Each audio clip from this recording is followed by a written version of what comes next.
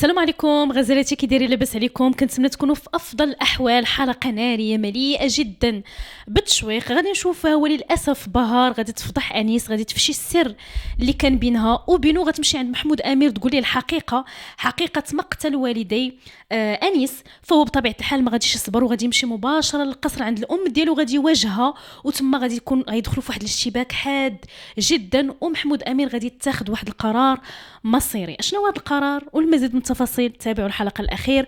وبلا ما نوصيكم غزالتي كثروا لي من اللايكات، وكنشكركم من القلب على الدعم ديالكم. بلا ما نطول عليكم دخلوا بسرعه في احداث الحلقه. واللي بداية غزلاتي وكما المعتاد مع آخر مشهد من الحلقة اللي فات، الانهيار ديال الدنيا بسبب عاصم. كنشوفوا هدى مسكينة بغات تدخل باش أنها تساعد الأم ديالها، ولكن هي كانت واحد الحالة اللي صعيبة بزاف. كيف ما كتشوفوا حرقات ليه الملابس ديالو، وكذلك حرقات الصورة اللي كتجمعها بالزوج ديالها في ليلة العرس. بطبيعة الحال ميسون يلاه وصلات اخوتي، ما غاديش تزقل بحال هاد التبرقيقة 5 جات كتجري عند امها، قالت لها اشنو واقع، اشنو طاري؟ قالت لها اش هاد الشيء؟ فقالت لها امها بنتي راه بحالي بحالك. قالت لها راه كنت خير وسنا في الكوزينه، فاذا بي قالت لها كنشم ريحه، يعني ريحه الحريق، وكنسمع الغوات. قالت لها كان كيقول لي واحد الراس رغيس عمل القصر اللي تحرق. فبقات ميسون كتضحك، قالت لها والله الا عمتي، قالت لها تصوتوا ليها الفيزيبلات، قالت لها راه حماقت، قالت لها راه هاد الشقره سما السحاره راه غدير فينا شي منتف. وتقول لها ما، قالت لها اسكتي، قالت لها ما بقيتش تقولي بحال هكاك. فمن بعد تقول لها ميسون، قالت لها والله الا بزاف، قالت لها الاحداث كيفلتوا عليا في هذا القصر. فما قالت لها راه الاحداث هما اللي عندي دابا انا في الدار. وتقول لها ميسون شنو واقع؟ وتقول لها راه كاين واحد خيتي عندنا في الدار سميتها كلثوم. قالت لها كانت خدامه عند السي يوسف. قالت لها كانت فقيره ويتيمه. قالت لها كنت خدامه عنده في القصر وكان مهلي فيها. ايوا قالت لها، قالت لك حاشاك راه جات باش تقلب على يوسف في اسطنبول. وتقول لها ميسون، قالت لها دابا اختصري شنو واقع؟ قالت لها راه هذه هي مرت عاصم اللي دخل الحبس. فهنا تصدمات ميسون. وتقول لها ناري، قالت لها شحال ديال الدراما وشحال الاكشن وشحال ديال الاحداث. قالت لها واقعين. قالت لها وانا قسم لي هي مع هذاك انيس.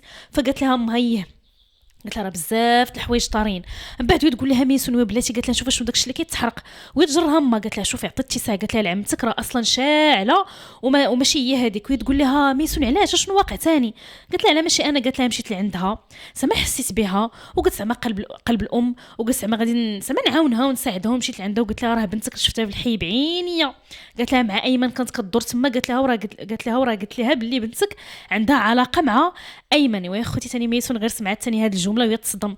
قالت لها اويلي، قالت لها كيفاش عندها علاقه مع ايمن؟ قالت لها شفتهم بعينك؟ قالت لها في الحي. وتقول لها ما وي، قالت لها مشيت لعند الهبيله ديال عمتك كنعاود ليها بس ما ترد البال لبنتها. وفي الاخر قالت لها ردتني خايبه وما نسواش. وقالت لها وجرات عليا. فمن بعد قالت لها ميسون، قالت لها ناري، قالت لها والله الا هذا القصر ما بقاش، قالت لها فيه نهائيا الملل. قالت لها الاكشن، وقالت لها والاحداث نهار بعد نهار. وتقول لها ما يلا وصفي دابا سيري. المهم اخوتي مشات كيف ما كتشوفوا ميسون حدا داكشي اللي محروق باش تاكد شنو واقع تماك. شفت الصوره وفهمات القضيه اشنو فيها. المشهد الاخر غادي نشوف فيه بهار مع سلمى في المطعم. يعني سلمى قالت لها انا فرحانه، يعني حيت اني اشترك معك كل يعني الاسرار ديالو. دابا قالت لها عرفتي كلشي يا بنتي، ودابا جا الدور قالت لها باش انك تهزي عليا هذا الحمل وتاخذيه انت. وتقول لها بهار اش من حمل؟ وتقول لها فينا هو بعدا انيس. وتقول لها بهار قال لي مشى للمحكمه راه عنده الخدمه. وتقول لها سلمى، قالت لها واش متاكده بنتي مشى للمحكمه؟ وتقول لها بهار هي. وتقول لها سلمى شوفي بنتي، قالت لها حاولي انك تسافري تدي انيس لشي بلاصه بعيده، سري بدي انت وياه حياه جديده في شي بلاصه بعيده. وتقول لها بهار راه ما يمكنش. قالت لها راه انيس قال لي بلي مستحيل يبدا حياه جديده الا ما صفاش الحسابات ديالو. وتقول لها سلمى كيفاش في نظرك انت غيصفي هاد الحسابات؟ وتقول لها بهار غادي يدي المجرم الحقيقي فين زعما العداله. وتقول لها بنتي اش من عداله؟ قالت لها راه انيس، قالت لها راه عنده مسدس في المنزل ديالو. فبهار غير سمعت المسدس وهي ترتبك، وعرفت القضيه فيها ان يعني انيس كيفكر في الانتقام بيديه، يعني باغي ياخذ بالطار ديالو من القاتل، يعني بيديه هو مبغاش يسلموا العداله. مباشره بهار مشات للشركه، تلاقات مع السي محمود امير تما، جابت ليه شي دواسه شي ملفات. ويقول لها بنتي حطي هذا الملفات بغيت نتكلم معاه. قال لها صراحه انا، قال لها انا فخور بك، قال لها داكشي اللي درتي ماشي ساهل.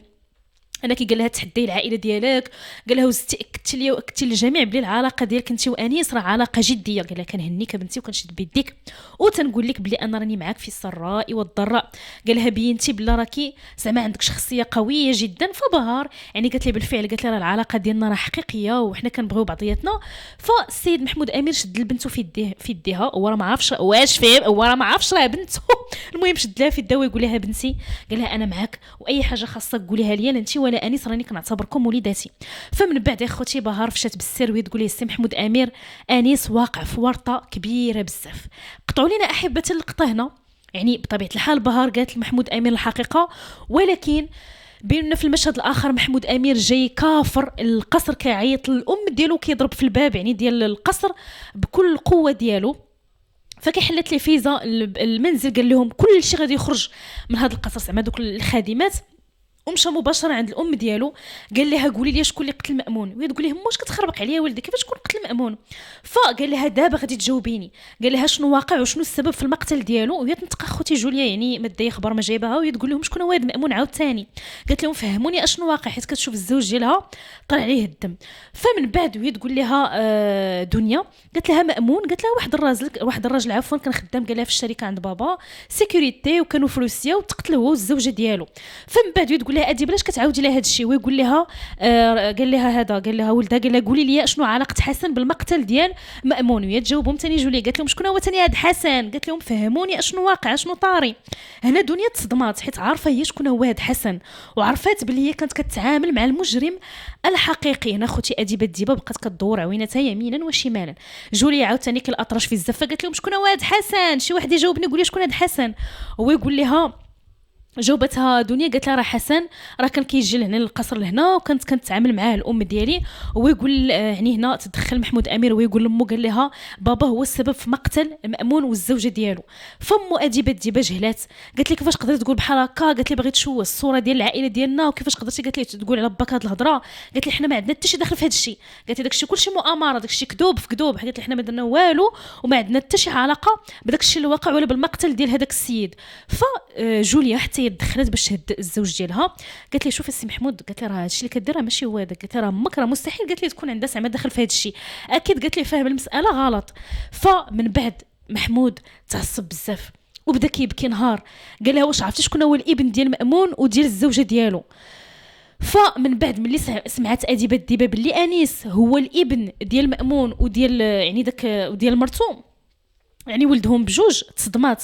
قال لها كيفاش قدرتوا ديروا بحال هكا، كيفاش قدرتوا انكم تقتلوا يعني الوالدين قدام واحد الطفل بريء صغير كذلك؟ دنيا تصدمات، قالت لي كيفاش؟ قالت لي واش انيس اللي كان خدام عندنا هاد السنين كامله في الشركه؟ ويقول لها قال لي انا ما كنعذروش، قال لها راجل باش يتحرى على الحقيقه ويعرف شنو واقع، حيت المجرم الحقيقي من عائله اطهان. وقال لاختو قال لها راه قتلوا يعني الوالدين ديالو قدام عينين الدري الصغير، وهو بقى عاقل على داك الوشم اللي في اليد ديال حسن. فمن بعد الدنيا مسكينه نهارت بالبكاء وتقول لي لا هادشي اللي كتقول ما يمكنش. فكذلك اديبه الديبه قالت لي انت راه غير كتخرف عفوا. قالت لي دابا عاد عرفت شنو واقع. قالت لي دابا مشاو، قالت لي عمروا لك دماغك بديك الهضره الخاويه، وقالت لي شارجه وكنت تما مصيفطينك ليا، قالت لي هادشي ما منه حتى شي حاجه. فمحمود طلع ليه الدم ويقول لها باقي غير كتكذبي، قال لها باقي غير زايده فيه.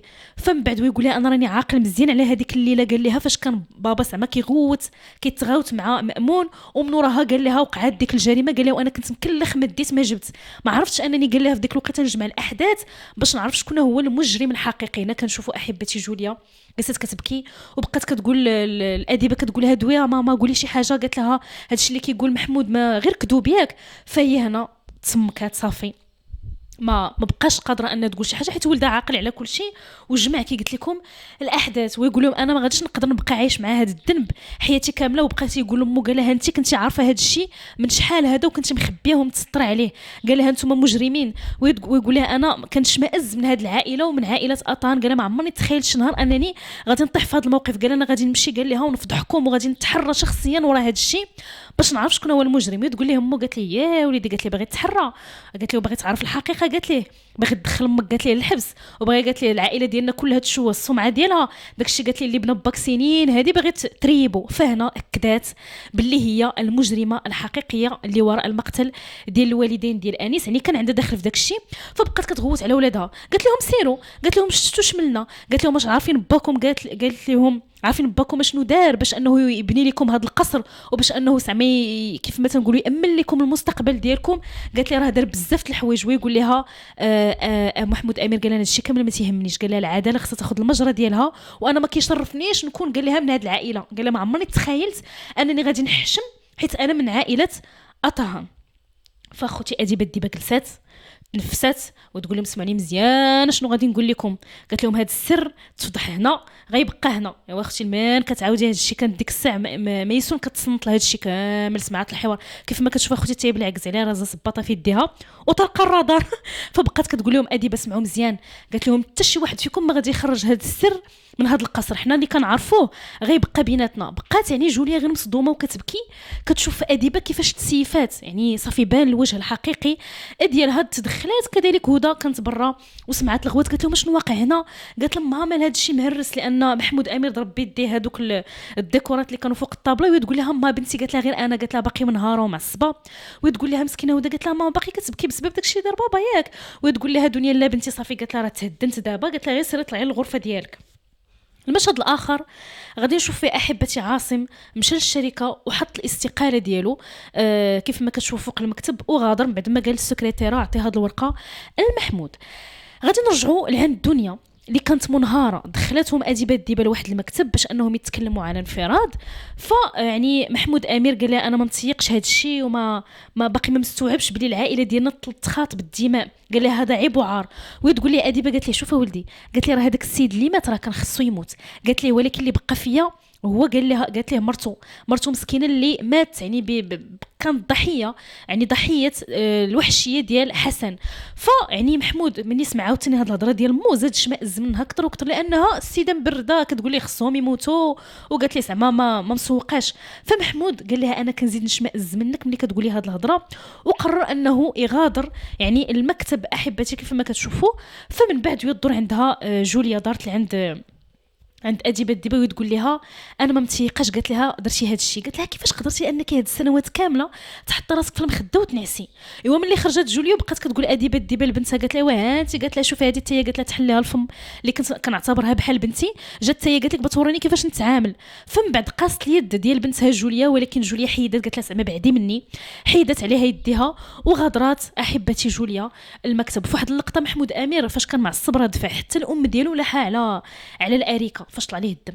المشهد الاخر غادي نشوفوا بهار مشات باش تكلم مع اختها ميسون، تقول لها ميسون شوف الله يرحمك، قالت لها بلا ما تبداي عليا عاوتاني بداك الديسك ديالك ديال انا وانيس علاقتنا جديه وحنا كنبغيو بعضياتنا غير بعيدين منا. وهي تقول لها بار لا ما جيتش على قبل هذا الشيء، قالت لها بغيت نقول لك باللي انيس راه عاود لي كل شيء وخبرني بالحقيقه وقال لي قداش كنتي كتعاني وداك المجرم اللي خطفاك. قالت لها الحمد لله على سلامتك اختي، وقالت لها انا صراحه راه بقيت فيا بزاف، وعاد قالت لها فهمت شحال من حاجه. فمن بعد تقول لها ميسون، قالت لها هي، قالت لها راه انيس اللي قال لي ما تخبريش بهار باش يبقى هذا الشيء سر بيناتنا. فمن بعد تقول لها بهار انا تفهمتك، قالت لها ولكن عافاك اختي خلي انيس يخرج من هذا الشيء كامل ولا باقي شفتي، قالت لها داك السيد ما باقيش، قالت لها عافاك تقوليها لانيس، قالت لها حيت كاينين شي حوايج انت ما عارفاهمش. وتقول لها ميسون، قالت لها هي، قالت لها وحتى انت راه كاينين شي حوايج، قالت لها وشي اسرار راكي ما عارفاهمش. المهم غير بغات تسمها. فبهار قالت لها عافاك راه الموضوع جدي، حاولي، قالت لها ما امكن انك تبعدي انيس على هاد المشاكل.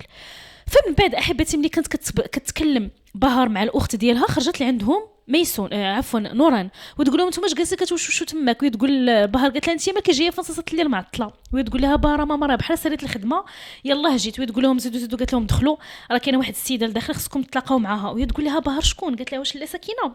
وتقول لها ما، قالت لها لا ماشي سكينه، قالت لهم زيدوا. فمشاو احبتي باش انهم يدخلوا المنزل، تلاقاو احبتي مع كلثوم. تتاكدوا لي الاسم ديالها غزالتي في التعاليق واش بالفعل كلثوم في القناه الثانيه، واجيو تشوفونا شنو غادي يوقع. دخلت بهار وميسون، كلثوم سلمت على بهار اولا، سلمت من بعد على ميسون، وهي تقول البهار قالت لها تبارك الله، قالت لها والله غير عوينات ماماك. فتدخلت نوران وهي تقول لها هي يعني كلثوم عارفه الحقيقه، فهمتوا اش بنقول لكم، حسيت باللي بهار هي البنت الحقيقيه المتبنات وليست ميسون. فمن بعد نوران بغات تغمق عليها وتقول لها هي، قالت لها تبارك الله بنتي بهار عويناتها بحال عويناتي خضرين كتشبه ليا ما شاء الله. فكلثوم حسيت بلي شي حاجه ماشي هي هذيك، يعني ما حسيت باللي بهار هي اللي كتشبه الحسنه، فهمتوني، حسنه هي الام الحقيقيه ديال بهار.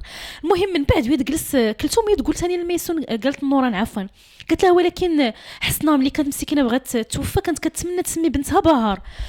فنوران ثاني تصدمات هي وبنتها وهي تقول لها وهي تقول لميسون، قالت لها واش ما عاودت لكمش هذه القصه، قالت لهم بلاتي نعاود لكم، قالت لهم علاه ماشي ملي تزات بهار يعني وقع واحد المشكل كبير وحنا يعني تغلطنا في الاسماء، واللي خصها تسمى بهار سميناها ميسون، اللي بتسمى ميسون سميناها بهار، حيت السيد اللي بيكتب الاسماء قالت لها غلط قالت لها في الحاله المدنيه، قالت لها هذا الشيء كيوقع، قالت لها وصافي حتى حنا ديك الساعه شي عام ونص عاد مشينا كتبنا البنت في الحاله المدنيه، ديك الساعه قالت لها ولفنا هذه كنعيطوا لها بهار والاخرى كنعيطوا لها ميسون. وانا مدمدمه ديال بهار كتسمع هذا الشيء ما شكت في والو، غمقات يعني نوران على كلثوم، يعني بغات توصل لها باللي ميسون كانت خص تسمى بهار، ولكن داك السيد غلط في الاسماء. واش فهم فهمتوا غزالاتي؟ صافي من بعد يعني كلثوم يعني ما استوعباتش داكشي جا غير تخربيق. فمن بعد نوران بغات تصدر بهار، قالت لها وسيري بنتي، قالت لها وجدي شي حاجه ناكلوها، راه الدري الصغير مات بالجوع. فبالفعل بهار مشات تدخل المطبخ، هي بغات غير تصدرها كيف ما كتشوفوا. فنوران جات بغات تمثل ثاني تمثيليه اخر على كلثوم، تقول لها ما شفتيش، قالت لها ملي السي محمود امير قالت لها تلاقى مع بنته كيفاش داروا، قالت لها وشحال تباكى، وقالت لها ميسون تبكي وانا نبكي والسي محمود امير يبكي، قالت لها واحد الحاله قالت لها وقعت، وميسون جالسه كتشوف ما كتكذب وتقول لها والسي محمود امير شد بنته بحال هكا وضمها، سمع على ميسون وبقى تيقول لها بنتي الحبيبه ديالي، بنتي الحبيبه ديالي انا كنبغيك، وشحال تباكى، وقالت لها تباكى بزاف مساكن، قالت لها والله الا قطعوا لي قلبي. ايوا صافي اخوتي ملي سالات التمثيل على كلثوم باش انها تاكد باللي ميسون راه هي بنت محمود امير ماشي بهار، ويدوز بغات تلفها، قالت لها قولي لي يا بنتي، قالت لها ديك السيده اللي سميتها هدايه اللي كانت ساكنه في راس الدرب، قالت لها واش لاباس عليها، كان عندها واحد الولد قالت لها قبيح وكيطير، وتقول لها كلثوم راه مات مسكينه الله يرحمها، وتقول لها نوران قالت لها ربي، قالت لها واش مات مسكينه، قالت لها اكيد، قالت لها اكيد ولدها، قالت لها ولا صيفطها للقبر، قالت لها داك ولدها ما مربيش من نهار تزاد هو داير لها في المشاكل، وتقول لها كلثوم قالت لها مسكينه راه وقعوا لها مشاكل كثيره بسبب ولدها. فميسون بقات غير كتشوف فمها، يعني زعما ديك اللعبه ديال كتخربق وصافي باغا تدوي غير باش تدوي. فمن بعد كنشوفوا كلثوم ذكيه هي بزاف، هادي حتى هي حراميه كثار منهم، شاكه بلي القضيه فيها وكنشوفوا يعني نوران حتى هي كتعوج فمها كتقول المهم حنا يعني صافي غادي نتفرشوا، يعني كتحاول انها تخربق كلثوم، فهمتوني؟ المشهد الاخر غادي نشوف فيه غزالتي انيس في البحر كيشم الهواء، فعيطت ليه الحبيبه ديالو قالت ليه فينك، قال لها انا حدا البحر كنشم الهواء، وتقول ليه واش كتفكر عاوتاني في هذاك الموضوع، قالت ليه والله ما كرهت نكون حداك دابا وفي جنبك زعما كان نواسيك، ويقول لها انيس ماشي مشكل، من بعد تقول ليه شوف ما تفكرش بزاف في هذاك الموضوع راه زعما كلشي غادي يتحل، فمن بعد يقول لها انيس راه كنبغيك بزاف وتقول لي حتى انا الحبيب ديالي كنبغيك. فمن بعد قطعات غزالتي التليفون وبينوا لنا مسكين انيس حدا البحر كيشم الهواء، وكان حزين بزاف وكنفهموا باللي الماضي ديالو عايش معاه، يعني السيد ما قدرش ينسى. ايوا اديبه الديبه خوتي راه جات باش تعشى، لقات ما حتى شي واحد ما نزل عندها الطابله باش ياكل معاها، فاشنو دارت، هزت التليفون ويتصل بواحد الشخص اكس يعني من العصابه ديالها كيخدم معها، وتقول لي اسمعني مزيانه شنو غادي نقول لك، قالت ليه السجلات القديمه راها تفتحات، قالت ليه والشاهد الوحيد على داك الشيء هو حسن، قالت ليه غادي تغبر ليه الشقف، المهم اخوتي بغات تقتلو، قالت لي غادي تقتلوه في اقرب وقت زعما غتنهيو ليه الحياه ديالو، وقطعات المكالمه مباشره غنمشيو عند الدنيا اللي كانت مع بنتها ناعسين فوق الناموسيه. فبنتها قالت لها ماما واش ما غنزوش نتعشاو، وتقول لها مها لا بنتي، قالت لها اليوم غادي ناكل انا وياك، غادي ندومونديو بيتزا وناكلوها، قالت لها في الغرفه ونتفرجوا، قالت لها في فيلم بحال كيف ما بغيتي ديك المره. وتقول لها بنتها قالت لها ماما وجدت زعما ما غاديش يتقلق ما يبقاش فيها الحال، وتقول لها دنيا لا، قالت لها يلا قالت لها اري داك التليفون باش نكومونديو على شي حاجه زوينه ناكلوها ونتفرجوا، قالت لها وندوز انا وبنتي شي وقيت زوين. المهم شدت بنتها في الغرفه ونمشيو للمشهد الاخر اللي فيه نوران ميسون قالت لها الحقيقه، قالت لها باللي عائله اطهان هما اللي قتلوا الابوين ديال انيس. فاخوتي نوران تصدمت قالت لها ويلي، قالت لها هذوك هما المجرمين الحقيقيين، قالت لها وبلا حشمه بلا حيه، قالت لها صدقوا قتاله، قالت لها ميسون وهانتي كتشوفيها ماما، وتقول لها نوران والله ما تيحشموا، قالت لها من بعد ميسون قالت لها والله الا هما اللي صدقوا، قالت لها قاتلين السيد وقاتلين مرتو بلا حشمه بلا حيه، قالت لها مجرمين، قالت لها وانا اللي بقى فيها هما تيمثلوا البراءه وتيمثلوا المثاليه قدام الناس، عائله اطهان هما العائله الشريفه العفيفه. وتقول لها ما وهانتي، قالت لها والله الا صدقوا ما ساهلينش. فمن بعد قالت لها كيفاش قدروا انهم يديروها، واخوتي دابا هذه اللي كدوي براسها قاتله واحد السيد ودفنها في الجرده وتقول لها نوران، قالت لها وهانتي، قالت لها صدقوا ما ساهلينش، قالت لها كيفاش قدروا يديروا بحال هكا. وتقول لها من بعد نوران، قالت لها اختي المساله صعيبه، قالت لها انا، قالت لها اللي زعما حنا اللي قتلنا يوسف غير بالغلط، قالت لها ودفناه في الجرده، وقالت لها الضمير ديالنا كيأنبنا يلا اخوتي، قالت هذه الجمله ويتحل عليهم كلثوم الباب. تصدمات نوران وتقول لهم كلثوم عافاكم، قالت لهم بغيت واحد الكويس ديال الماء، دخلات عطاتها نوران كاس الماء ومشات السيده. المهم حتى هذه بغات غير تصنت تجسس. من بعد تقول لها ميسون، قالت لها وها انت ما كتسمعي، قالت لها دابا انيس غادي يشكرني حياته كامله حيت غنقول ليه هذا الشيء. وتقول لها نوران اش غادي تقولي ليها بنتي، وتقول لها ميسون بطبيعه الحال غادي نقول لها داكشي اللي سمعت. السيد قالت لها هي ما يقلب على المجرم الحقيقي، والمجرم الحقيقي كاين غير وسط منا. وتقول لها ما شوفي، قالت لها غتدخلي سوق راسك، قالت لها ما غتقولي حتى شي حاجه، قالت لها غادي تسكتي وما غتقولي والو، قالت لها غتخرجي من هذا المشكل، قالت لها وتوعديني ما تقولي والو. قالت لها الله يحفظ، قالت لها دروك يصفيوها لك تنتيه وصفيوها حتى الانيس.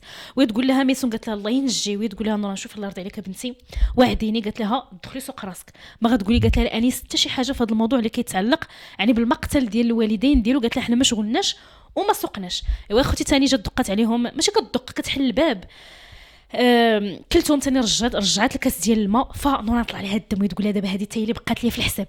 قالت لها ما قدرنا تنقولوا جوج الجمل على خاطرنا ندوي في خاطرنا، قالت لها هي داخله هي خارجه عليا. فقالت لها هذا المنتف حتى هو ما عرفتش كيفاش ندير نتفك منه. وهي تقول لها ميسون صافا ماما غنمشيو نعسو، قالت لها ما بقيناش قادرين نتكلموا على خاطرنا في الدار. هنا الصديق ديال علاء كيواسي فيه، قال لي صافي صاحبي، قال لي بلا ما دير فيها ما ديرش، قال تكبر الموضوع، قال لي غير شويه ديال زعما ديال لي بوست في تويتر وفي الانستغرام دواو عليك ودواو على الموضوع اللي كيتعلق بك، قال لي ما تكبرش الموضوع. فهاد الاثناء هو يقول لي شوف راه عرفتي باك جا قال لي عندك تيقلب عليك. فمن بعد ما جا عاصم طلب من الصديق ديال علاء انه يخلي معاه ولده على انفراد، فمشى بالفعل الصديق ديال علاء وعاصم قال لولده، قال لي جلس ولدي بغيت نتكلم معك، حيت علاء بغى يمشي في حالته. ويقول لي علاء شنو؟ قال لي لما جلستش غادي تضربني عاوتاني بحال كيف ما ضربتيني. ويقول لي با جلس ولدي عافاك نتكلم انا وياك. قال لي شوف بعدا راه ما تحتش ليا فرصه باش نعتذر منك، قال لي اسمح لي، قال لي بزاف، قال لي داكشي اللي درت ما خصوش يدار، قال لي ولكن انت ولدي قال لي اللي استفزيتي، قال لي البنت قال لي مسكينه بريئه، قال لي وحطمت لي على الكبرياء ديالها. يا خوتي هذا عاصم تا هو تيفقس. ويقول لي علاء قال لي هي قال لي بقات فيك، قال لي هذيك البنت وما بقاش فيك، قال لي الكبرياء ديال ولدك، قال لي الصحف والجرائد والمقالات وهذا كلشي كيدوي بالله زعما علاء ضربوا باه وديك الهضره. ويقول ليه با قال لي ولدي انت راه ما خليتيش ليا، قال ليه شي زعما شي حل اخر، قال لي كنتفهم، قال لي خايف على ماماك يعني كتبغيها وبغيت زعما تعاونها، قال لي ولكن داكشي درتي راه غلط. وينوض مسكين علاء في حالته. والياس يعني عفوا عاصم بقى يعني متوتر بزاف. المشهد الاخر غادي نشوف فيه محمود امين مع الزوجه ديالو في الريستو، كان منهار معصب ما عارفش يتخذ القرار الصائب. فجوليا قالت لي بلا ما تحمل نفسك المسؤوليه، قالت لي انت ما عندكش دخل في هذا الشيء. ويقول لها محمود كيفاش ما عنديش دخل؟ قال لها دابا راني عارف الحقيقه. قال لها شنو؟ قال لها التستر على المجرم راه غتولي انت مجرم بحاله. قال لها دابا شنو غندير؟ قال لها حتى هذيك راه كتبقى في الاول وفي الاخير الام ديالي، وشنو قال لي غندخلها للحبس. فمن بعد مسكين بدا كيفكر وتيخمم ويقول لها شوفي انا فكرت، قال لها غادي نمشيو زعما نشريو شي دار اخرى ونمشيو نرحلوا ليها، قال لها انا وياك وميسون ونبنيو قال لها حياه جديده في بلاصه بعيده على على ديك العائله. قال لها ما بقاش كيشرفني انني نكون في واحد العائله يعني الماضي ديالها ملطخ بالدماء. فجوليا يعني ايداتو في نفس الوقت يعني كيف ما تنقولوا قالت لي شوف الناس راه غادي يتفهموا بلا انت ما غاديش تبغي دمك للحبس، فهمتوني؟ فواخا هكاك ما عجبوش الحال، ولكن هي بقات يعني كتساند فيه وقالت لي شوف انا فين ما مشيتي غادي نكون معاك وانا في جنبك، اي قرار خديتي غادي نكون انا وياك فيه وغنتحملوا المسؤوليه ديالو. المشهد الاخر غادي نشوفوا بهار كتفرش الكلثوم ولولدها كيف ما كتشوفوا. فميسون فعفوا نورا ما عجبهاش الحال، ديرونجات في دارها حيت الدار اصلا صغيره. وتقول لها قالت لها راه الدار صغيره، قالت لها شوفي قالت لها راه هذا هو العيب فاش كتسكني في شي دار صغير وراه بحال شي صديقه ديال كيف ما تنقولوا الكبريت، المهم دار زعما صغيره. وهي تقول الكلثوم قالت لها اسمحي لي بنتي ما ديريهاش مني قلت الصواب، قالت لها راه الدار صغيره وراه هادشي اللي عطى الله. وهي تقول لها وغدا الصباح راه غنفيقوك بكري، قالت لها راه بهار تيفيقوا كيمشيو للخدمه بكري. فمن بعد وهي تجاوبها كلثوم قالت لها غير سمحي لنا لا نوران، قالت لها وكوني هانيه راه غدا ان شاء الله غادي نمشي، قالت لها نقلب على شي دار زعما نكريها، قالت لها وما غاديش زعما ما غاديش باقي نديرونجوك. تقول لها نوران قالت لها كيفاش غتقلبي على دار تكريها؟ قالت لها واش حماقيتي؟ قالت لها سيري، قالت لها لدارك في الضيعه، قالت لها ميرسان ما عرفتش سميتك البلاصه فين عايشه، قالت لها سيري تما، قالت لها راه عندك دري صغير. وهي تقول لها من بعد قالت لها هذيك الكلثوم تقول لها شوف لا نوران، قالت لها راه ملي مشيت للحي ديالكم لقيت بلي عندكم دار تماك وغير خاويه، قالت لها غنمشي نسكن فيها راه قاداني انا وولدي. ويا خوتي راه ما كتمرقش حتى هي. وتقول لها نوران اشنو؟ وتقول لها كلثوم نمشيو، قالت لها نسكنوا فيها، قالت لها وانا غنخدم ونبدا نخلصك الكرا، قالت لها ونعطيك الشهريه ديالك، قالت لها هكا غنكونوا مرتاحين. فمن بعد تقول لها يا خوتي هاد بار حتى هي كتفقس، قالت لها كيفاش؟ قالت لها بتخلصي الكرا، قالت لها لا ما تخلصيش الكرا، قالت لها عيشي فيها انت وولدك سكنوا فيها، قالت لها عادي، قالت لها واش غادي تخلصونا اصلا الدار غير خاويه وحنا ساكنين هنا وهي الدور فيها ما، قالت لها اييه، قالت لها واش ما غاديش تسكتي ما غاديش، قالت لها دخلي سوق راسك صافي، قالت لها قتلتينا، قالت لها وقالت كتفرقي في الورث، قالت لها كتعطي الدور لعباد الله، قالت لها دخلي سوق راسك اخوتي عصباتها. فمن بعد تقول لها نورا قالت لها شوفي لا قالت لها ديك الدار ما بغيناش نكريوها. وهي تقول لها بار علاش ماما؟ قالت لها الدار غير خاويه حنا ولينا ساكنين هنا. قالت لها خلي كلثوم هي ولدها مسكينه يمشيو يعيشوا فيها اشنو فيها. فمن بعد تعصبات نوران وهي تقول بنتها اسكتي دخلي سوق راسك. وهي تقول لكلثوم قالت لها شوفي بنتي، قالت لها انت راه عندك دري صغير واسطنبول قالت لها راها كبيره والمعيشه فيها غاليه. قالت لها رجعي بنتي للحي ديالكم. قالت لها بركه من العناد. وهي تقول من بعد تلفتات عند راجلها وهي تقول لي واد وين انت؟ قالت لي قول شي حاجه دوي مع البنت، قولها تمشي في حالتها من هنا راه غادي تكرفص لها هي ولا الدري. قالت لي واش نبقى انا بوحدي كندوي؟ ويقول لها الياس قال لها شوفي بنتي، قال لها راه بصح، قال لها المعيشه هنا غاليه وراكي غتكرفصي انتي وتكرفص الدري وقال لها حنا الدار صراحه ما بغيناش نكريوها. فمن بعد كلثوم جلسات، نوران ما عجبهاش الحال، صافي ديك الساعه فرشوا في الارض ونعسوا في حالتهم، يعني والو السيده ما مفكرش دايره لهم ديك اللعبه ديال بت نبت. من بعد غنشوفوا احبتي نوران دخلت هي وراجلها للغرفه، قالت لي وصافي، قالت لي كلشي ساليتو، المشاكل ديالي كاملين ساليتو، بقات لي غير هاد خيتي. قالت لي بكل وقاحه، قالت لك باغا تعيش في الدار ديالنا. قالت لي شكون قال لي احنا بغينا نكريوها اصلا؟ قالت لي هذه راه ما كتحشمش. قالت لي شوف هذا الصباح يباتوا ما يصبحوا، قالت لي غادي الصباح ان شاء الله غيزوا شطيطهم ويمشيو عليا في حالتهم. ويقول لها الياس غير بشويه عليك زعما ملي كديري بحال هكا. تقول ليه شوف راني دويت معاك، قالت لي هذيك خيتي ما بقيتاش تبقى عندي في الدار اصلا، الدار صغيره. ويقول لها الياس قال لها شوفي راه كاينه واحد الحاجه بغيت ندوي معاك فيها. قال لها راه فاش كنت ديز من الجرده بان لي واحد السيد قال لي نعس على القبر ديال يوسف وكيسحب لي غير يوسف هذاك يعني كيف ما تنقولوا الشبح ديالو. وهي تقول ليه نوران علاش ما عاودتيش لي هذا الشيء؟ ويقول لها وراه شفتك اصلا اللي فيك يكفيك. قال لها زكت انا بهاد المشاكل. قال لها والله الا تخلعت بزاف وطاح مني النص. وهي تقول ليه، قالت لي نوران شوف، قالت لي هذيك الجرده غدير لنا شي منتف، قالت لي غالبا خصنا نبنيو، قالت لي شي سور ولا شي حيط ولا شي حاجه باش بنادم ما باقيش يدخل ليها. قالت لي راه غيبدا لي غادي يولي جاي كينعس تماك. ويقول لها الياس صافي قال لها حتى صباح الصباح ونتكلموا في هذا الموضوع ونناقشوه. فمن بعد تفوضوا غزالاتي ونعسوا. المشهد الاخر غادي نشوفها حبيتي صباح الصباح الروينه في الصالون، الدري الصغير طارق التلفازه مجهده والبز المهم الصداع. ونوران كتخاصم على الدري، قالت لي نقص هذيك التلفازه وباغا تجمع الفراش. قالت كلثوم قالت لها الله يسمح لك بنتي، قالت لها بقينا ناعسين حتى لاش من وقيته كنتسناوك تفيقي باش نفطروا. وتقول لها كلثوم غير سمحي لي، قالت لها سمحي لي لا نوران، قالت لها راه غير داني النعاس وبقات كتقول وداوا نقص التلفازه. وهي تقول لها نوران، قالت لها شوفي بنتي، قالت لها هذا الشيء راه ما هوش، قالت لها راكي كتشوفي، قالت لها الدار صغيره، قالت لها وراه مكرفصه، قالت لها انت مكرفصه وحنا مكرفصين. قالت لها بنتي غير رجعي في حالتك منين جيتي.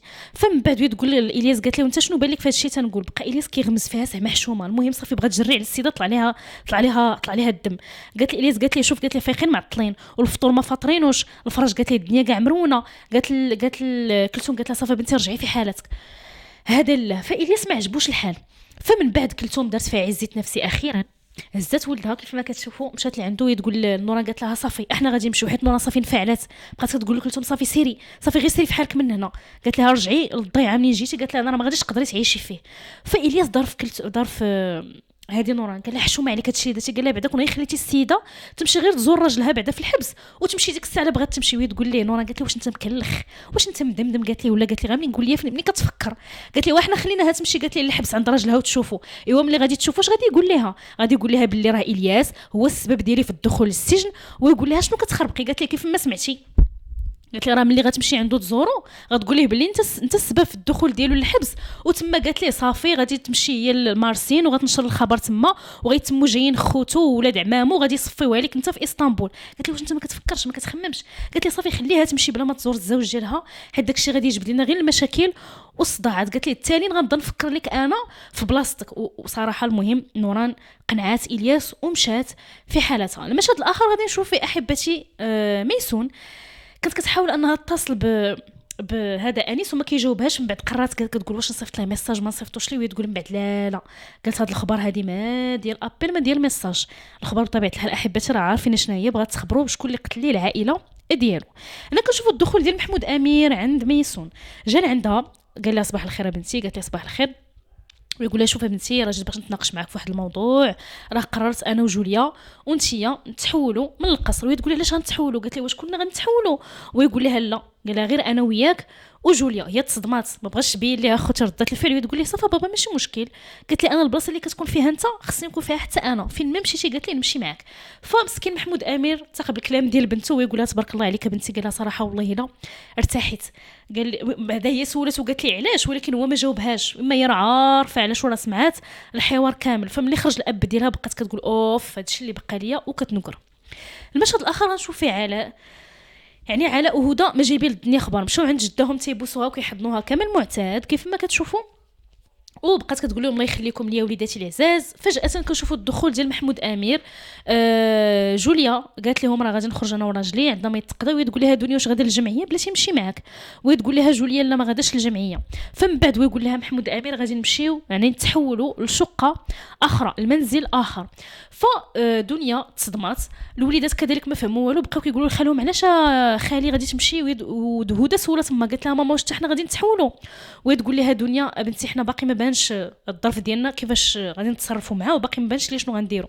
فاديبه جاوبت ولدها قالت لي شوف ولدي ما تخليش، قالت لي العصبيه يعني تتحكم فيك، قالت لي ما تاخذش يعني القرارات ديالك فهاد وانت معصب، قالت لي تبت شويه. فمن بعد هو يقول محمود امير لختو قال لها شوفي انا كل لحظه كنبقى هنا كنزيد نشمئز اكثر واكثر، هو يجر مرتو وخرجوا في حالتهم. هدى ما فهمت والو، كتسول امها علاش خالها غادي تحول من القصر، ما بغاتش تجاوبها، وهي تقول لها سيري بنتي الغرفه ديالك فين تقراي. كذلك علاء صدراتو، فملي بغات تنوض اديبه ديبه تمشي بحال تقولوا طاح لها شويه طونسيون، ولكن بنتها ما بغاتش تشدها، يعني ما بغاتش تقرب من الام ديالها حيت باقي مخاصمه معاها وما متيقاش هذاك الشيء اللي دارت الابوين ديال انيس. كانت احبتي هذه النهايه ديال الحلقه، والى الحلقه المقبله اللي غتكون كذلك مليئه جدا بالتشويق، فتابعوا على قناتي قناه مسلسلات بالدارجه، وكنبغيكم بزاف بزاف وكنشكركم من القلب على الدعم ديالكم.